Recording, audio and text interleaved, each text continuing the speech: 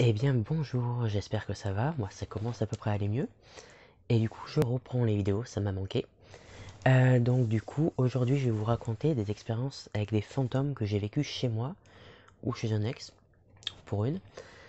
Alors tout simplement la première c'était un esprit qui était très réconfortant. C'est pas du sarcasme. Quand j'étais chez moi, dans mon ancienne chambre, il y avait des moments où ça allait pas trop, déprime, etc.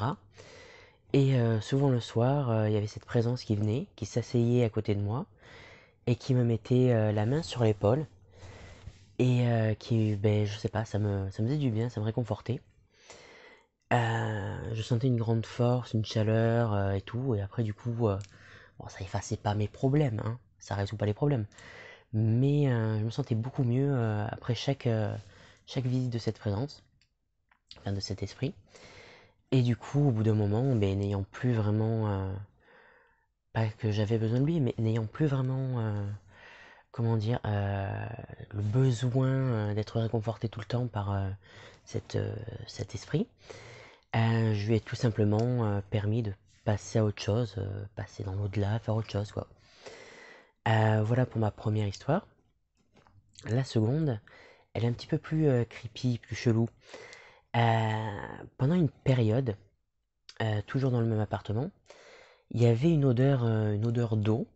Et chaque fois que cette odeur d'eau apparaissait, alors qu'il pleuvait pas dehors, il n'y avait pas de fuite ni rien, je tombais sur une fille, une petite fille, euh, comme dans les vieux films en noir et blanc, avec un vieil uniforme, genre un vieil uniforme scolaire. Et cette fille avait comme particularité elle était trempe, dégoulinante, et j'ai jamais pu vraiment interagir avec parce que du moment que je la voyais, elle me regardait et hop, elle disparaissait. L'odeur d'eau disparaissait avec elle. C'est arrivé une quinzaine de fois. Et du jour au lendemain, ben, je ne l'ai plus jamais vu ni senti. Je sais pas qui c'était, impossible de communiquer avec, donc bah, j'en sais pas plus, désolé. Et la troisième et dernière histoire, peut-être la plus euh, désagréable et drôle en même temps. J'étais chez un ex, et tout simplement, toute la nuit, je n'ai pas pu fermer l'œil. Lui, ça l'a pas dérangé, il dormait comme une masse. Il y avait un esprit dans sa salle de bain, donc ses WC aussi. Et il a passé en fait toute la nuit à claquer la cuvette des chiottes, mais très fort, et à râler. C'était très déconcertant, très chiant.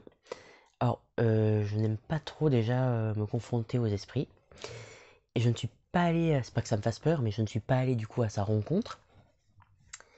Parce que il avait l'air très énervé, j'avais envie de dormir. J'étais très fatigué, mauvaise journée, etc. En plus c'était l'été, donc j'en parle pas. Et ben, tout simplement, vers 6h, 7h, il avait commencé le tapage à minuit. Et jusqu'à 6h, 7h du mat, voire 8h, je crois, 7h30, toute la nuit à claquer la cuvette des chiottes. Et voilà, c'était insupportable. Ça arrivait qu'une seule fois, heureusement. Et quand j'en ai parlé à mon ex, il a juste mis du gros sel, ce qui ne servait à rien parce que de toute façon, il ne reviendrait pas. Voilà. Donc voilà, c'est tout pour ces trois histoires de fantômes que j'ai vécues. Et ben, je vais reprendre petit à petit les vidéos. J'en ai rayé quelques-unes qui étaient moins intéressantes. Et vu que je ne suis plus du tout dans le truc octobre, vu que j'ai été malade pendant une semaine, et que je le suis encore un peu, donc ça sera des vidéos plus, peut-être un petit peu plus, des trucs un petit peu plus impactants que que les 31 histoires que j'avais notées. Mais je vous garde le meilleur. On se retrouve bientôt.